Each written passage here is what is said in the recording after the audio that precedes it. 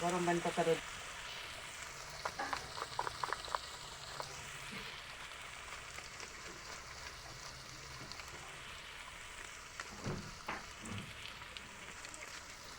ଆଣି ଭାତ ମୁଠା କାଢ଼ି ପକାଇ